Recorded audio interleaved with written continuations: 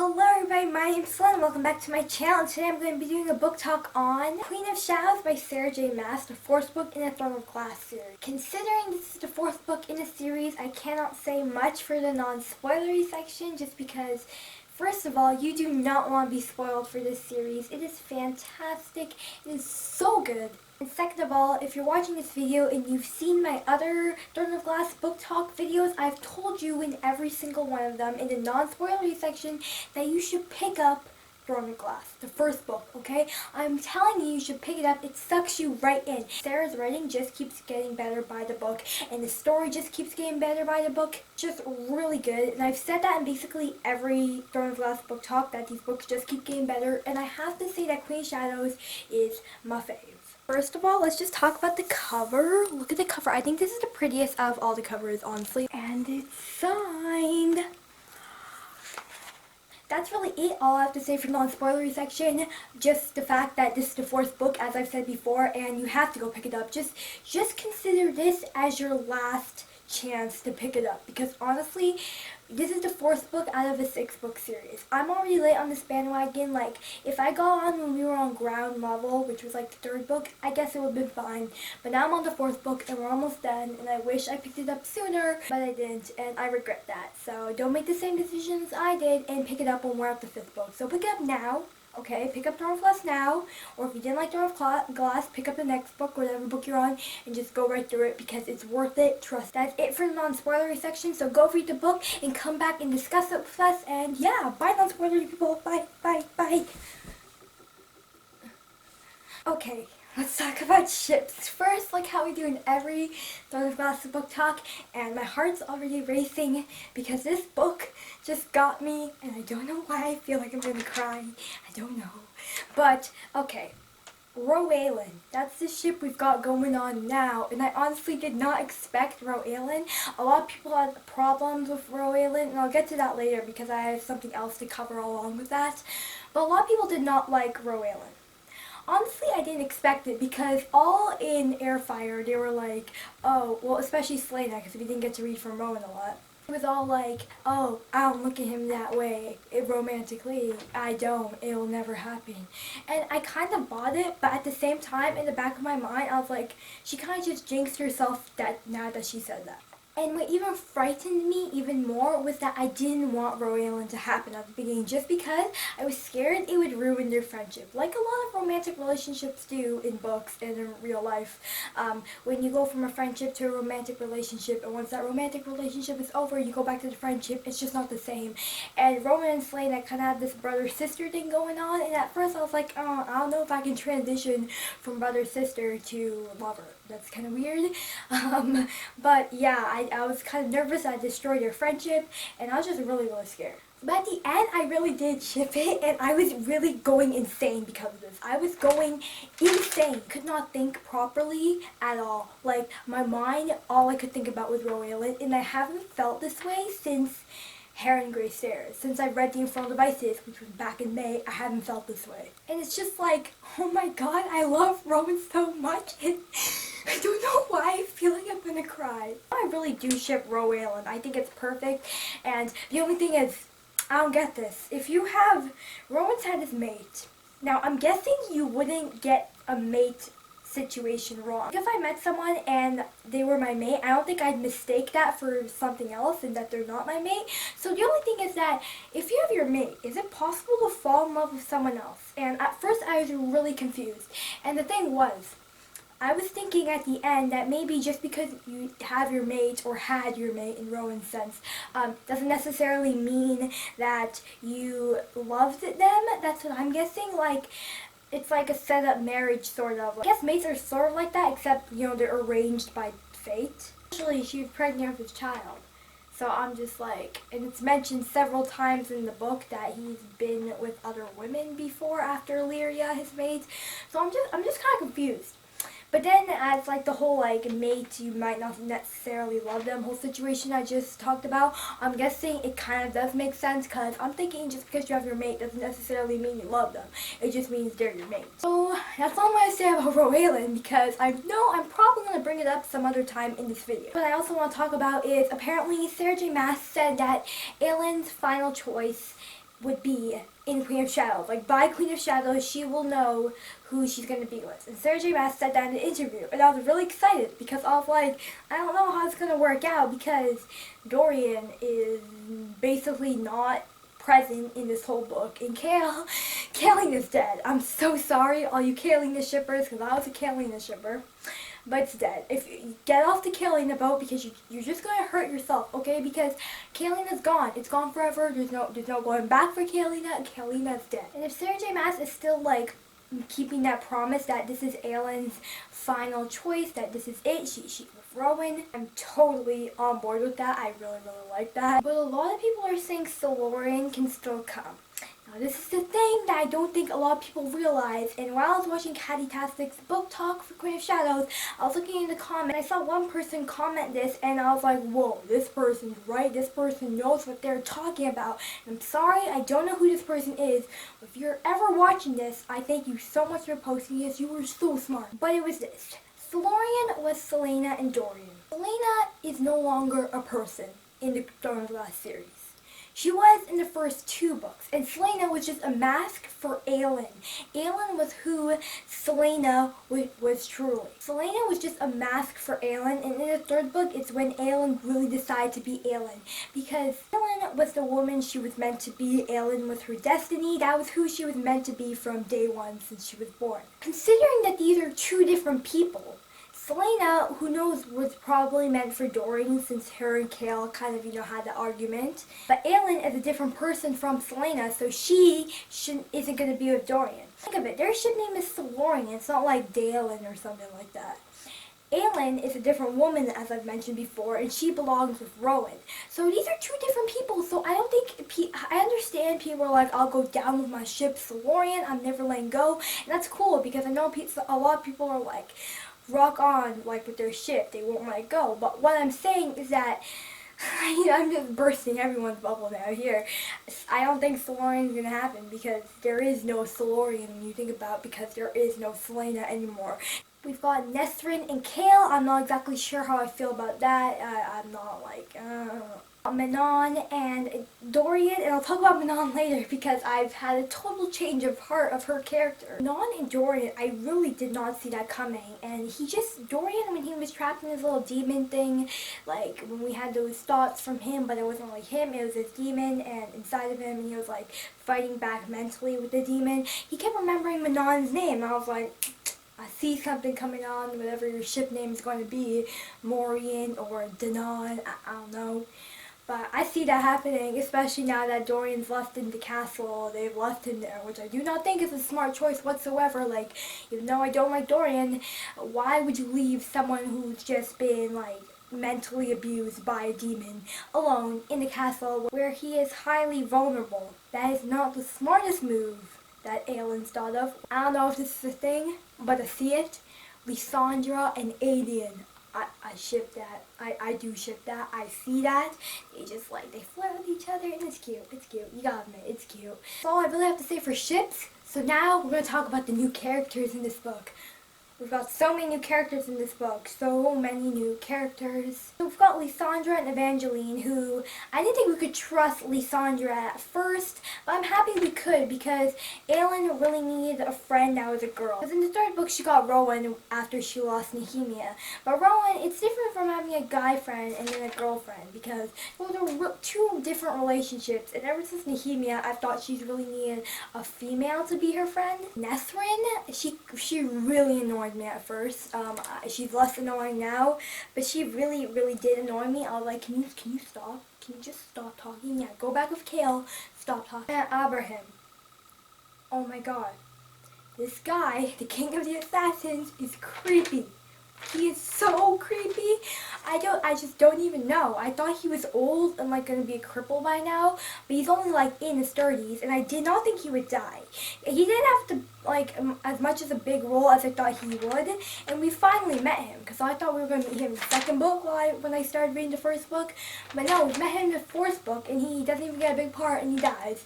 But I'm happy with that because he was kind of creepy because he keeps referring to himself as different figures to Celaena, as he still calls her, and it was just weird. First, he thought he was a father figure, and he needs a brother figure. I get that those two are similar, but then he refers himself as a lover to her. And I'm like, man, this is weird. You have to choose one. It's really weird if you refer to yourself as altering. Especially the last one, that's really weird, man. I didn't think he would die that easily, that's the thing. Like when I was so scared for Lysandra when she went to kill him. I was like, man, you're not gonna make it out of there alive. Because you would think that when she snuck into the window and went to kill him, there'd be like people guarding him. But I guess not, because he'd be like, oh, I can defend for myself and stuff like that. But, you know, I would think like it would be harder to kill him. Like it was just so easy. Just slit the throat, bam, dead. I was like, maybe he's not really dead, because when they didn't show the body at first, I was like, maybe you're not really dead. But then, you know, Aelin cut off his head, so he's dead. And then Eli and Lady Calton. Lady Calton, she wasn't a new character, but we did get to see a different side of her. Like, she had the shadow fire, and she really was magical. But Lady Calton, we liked a different side of her, so that's why I'm mentioning her in the new character section, because it's like she's a new character. And she turned out to be an odd hero. She sacrificed herself at the end, which I thought was really nice. And, you know, it was sad at the same time, but I guess that's what she wanted. And then Eli. I swear, there were so many times in the book where I just want to rip out the pages that Eli was in. I was like, stop complaining. You were so annoying. Stop complaining. She's like complaining. Every line I read as Eli, she's complaining about something in each line. And I'm like, can you please? I understand that the conditions you are living in are bad. But can you please stop complaining? Because it is really annoying. So annoying. Eli, you're so annoying. I bet she's going to get even more annoying when she meets Aelin. She's like, oh my god, Aelin, you're still alive. Ah! No. Okay? Go away. First thing we get when we enter the book is this weird perspective. And I was like, well, what is this? And then I realized it was a demon perspective in Dorian. And we get a lot of this in the book.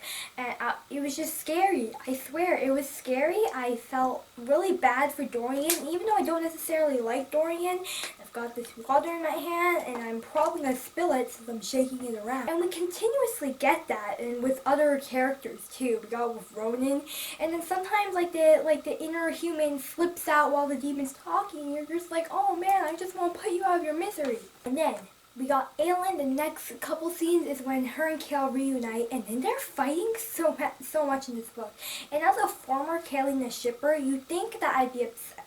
Because in my last book talk, I was like, you know what, I don't even care anymore, Selena. You just choose who you want to be with, because I don't care anymore. But I guess if I had to choose, it'd still be Chaol, because I personally don't like Dorian. But even as a former Kaelina shipper, I really liked it when Chaol and Aelin started fighting. So I was like, oh my god, this is so entertaining, you guys fighting. I'm sorry, but this is so entertaining. And I kind of feel like Selena was overreacting. But then at the same time, I can understand why she'd be overreacting, because, you know, if someone's saying those things to you, you would defend yourself. But then, I do understand why Chaol is freaking out. Do you know that Aelin can do some stuff sometimes that's a bit cray-cray? So I can understand why Chaol's kind of freaking out, especially since he hasn't seen her in a couple of months, and she's changed, and she's got her magic, even though there's no magic in Ruful technically. You don't know what she's gonna do. So I can understand why he's upset, and a lot of people don't seem to see that, but I see it. Like, I can relate to both sides here. First mission in the story is to save Adian. Now, that's a good idea, because I actually really liked Adian in this book. And then, you know, we're in the middle of the story, 3/4 into the book, and, you know, we're like, I wonder what's going to happen next. And then Rowan comes. I was freaking out. You don't even know how much I was freaking out. Rowan comes, and I don't know why every time I talk about Rowan and Aelin, I feel like crying. But, you know, we get from Rowan's point of view more in this book. And I'm going to talk about something that a lot of people have mentioned. They don't like how the character development was put in this book, especially with Chaol and Rowan. Let's start with Chaol quickly. They're like, why was Chaol so much as like a douche canoe in the first 3 books, especially the 3rd one? And you're thinking like, oh, what's going on? Why is he changing? This is because of the situation he's put in. Now, a lot of people don't understand this, or don't get it, or just they hate Chaol in general, so they won't let themselves into the idea. The situation that's happening right now is tough for everybody. So obviously, your perspectives and certain things about you will adapt to that, and which will equal and change. For Kale, that equals a lot of change into his personality in him in general. I really like this change in Kale, this change of heart. He became more brave. At the same time, he still made a lot of stupid decisions. About Rowan, a lot of people are confused when Rowan decides to like Aelin and Aelin decides to like Rowan. I'm going to talk about more Rowan when he decides to like Aelin. I'm just going to start off with this. A lot of people are like, oh my god, if romance was forced in here because there was no other romantic option available, like oh my god. We don't know what Rowan was thinking throughout Air Fire. We've only got his perspective like probably only 3 to 4 times in the book, and he's mentioned that he didn't start to really like her until, like her until like the end, before she left for Rithold again. We really can't judge Rowan on that, his character on that, because we don't know what he was thinking through Air Fire. And now that we've got more of his perspective, you don't know if that was what he was thinking in Air Fire towards the end. So overall, I didn't really mind these character developments. I quite liked them actually, especially Kale's. Kale's was really interesting, although he was stupid a lot of the times in the book, as I've said before. Example, when they first meet the witches, they're in the forest, they're looking at them, they see Dorian. Kale at the last minute decides, hey, I'm gonna save Dorian on my own. Smart, isn't it? So then he's there, and he sees the witches, and he runs right into the witches.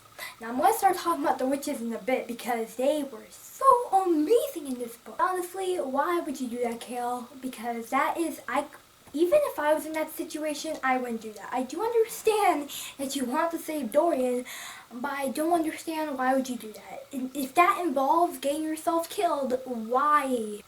Because a lot of the book was like kill or no kill Dorian ordeal. Because like Kale was like, don't kill him, and then Aelin was like, I'm gonna kill him to put him out of his misery, and it was just this whole fight, and I really thought he was gonna die, or it was Kale gonna die, because I was like, one of them has to die, but none of them dies. It was the King of Ireland who died, and I kind of expected that. At the same time, I thought like he wouldn't die, because he is sort of our main villain, but then we find out he isn't our main villain. He said that a long time ago, the demon was put inside him. Okay, so he didn't choose this evil king lifestyle path, thing. Aelin and Dorian didn't let that get inside their heads. They just killed him.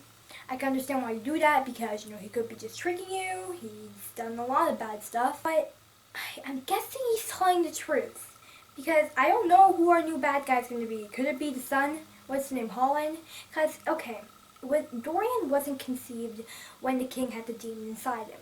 It was after. Holland was probably conceived when the king had the demon inside him. So would that equal in some sort of demon baby, thing going on? Because, we've got Holland acting like a spoiled brat when we first met him and just being a really bad boy. Could be a bad person in the next couple books. I don't know if Duke Parrington and Vernon, him too, yeah, okay, they could be bad people. I don't know who the bad guy in the next books are going to be. So anyway, back to when Kale ran to the witches, and then Aelin confronted Manon. It's like, oh, I'm going to kill you now, woohoo. Alright, this is the thing, Aelin, you would think witches would be more mean. Like, Manon, she's slowly growing a heart even more in this book, like in all the other witches too, especially Asterin and a couple of her 13 too. So, because of that, I'm assuming that she's growing a heart. She was like, okay, I'm just gonna let you guys go, right? She didn't kill them on the spot, as she probably normally would have back in the day. Aelin, just being Aelin, had to be like, you're not fighting me? What? Let's fight now. Come on, I'm gonna stab you. I was just like, why can't you just let it go, alright? You have a chance of walking out of here alive, not getting hurt, alright? Just take it and go. That battle was intense. And then when Rowan got shot, oh my god, you don't even know. I was so scared. I was like, no, Rowan can't die. Rowan can't die. Rowan can't die. Internally dying when Rowan got shot. I was like, no, this can't happen. And Aelin stays there to fight with Manon. And this whole epic battle thing. And then she saves Manon. Manon owes her this life debt. She ends up telling that Dorian's still inside that demon body. Let's talk about the witches now, shall we? Oh my god, oh my god, oh my god. If you remember in my last book talk, I absolutely hated Manon. I was like, your chapters are so boring. I just can't. And these Manon chapters in Queen of Shadows, I was like, I can't get enough of him. I just want to read more of Manon. Unless Eli was enough, because Eli, you know my feelings about Eli. I'm attached to Manon, and when I said I was emotionally attached to other characters, like Adian, Rowan, and Aelin, I forgot to mention Manon. I'm really attached to Manon. For sure, building more emotions, and I think Eli did definitely help with that, even though I don't like her. Eli did definitely help with, giving Manon more emotions. She actually has someone to take care of other than herself. And Asterin kept fighting. She's like, I'm gonna rip your throat out if you talk back to me again. And Asterin was like, come do it. And then she was like, oh, I will. And then, they're like bickering back and forth. It's not even bickering, it's like threatening each other. But it's probably not threatening because she probably would have ripped out her throat. And I'm like, there has to be something to this, because it's strange that Asterin is so sensitive about, this whole baby thing. Manon is just that type of character who she's a leader of her coven, and she wants to, impress her grandmother. She wants to look good for her grandmother, represent the Iron Teeth Witches clan thing, well represented. And I think I can really relate to Manon and Aelin. It's really hard to explain, but I think I can. I think that's why I like them so much. All the time, why is Asterin so, touchy around this stuff? And then she finally tells her, I swear, I don't know what's wrong with me in this book. I felt like crying so many times. When Asterin was talking about the baby, I just couldn't. I didn't cry, but I was so upset for her. Man, that grandmother, they're gonna kill her in the next one. I know it. She's gonna have to go down. How are witch babies made? That's just my question. How are they made? Because there's only female witches, so I'm wondering how are witch babies made? Because previously Manon said their god or whatever blessed them with a child, and it was rare for a witchling to even survive. In the womb, it would usually be a miscarriage, or even it would come out as a stillborn, like Asterin's. I think since they don't like to associate themselves with humans, and since you need a man to make a baby as well as a woman, I'm guessing that that's the only way to make them, but it can't be. It can't be. I'm really confused on how they make children, because they're all women. It's very confusing. One more thing to touch upon before we wrap up this video. I have our last battle, and these battles in these books were amazing. I think they're even better than the Mortal Instruments battle. If you don't know, in the last couple books of the Mortal Instruments, we've fought some pretty epic battles, and I'm just like, whoa, these battles. But these battles in Queen of Shadows were even better. The last one is when we're going to the castle to get Dorian. And, we've got Rowan and Adian going to destroy, the Word Stone Tower, or the Obsidian Tower, or whatever it was, to unleash magic. I was so scared for them. I was like, no, none of you are dying, okay? Listen, Rowan, Adian, you are not dying.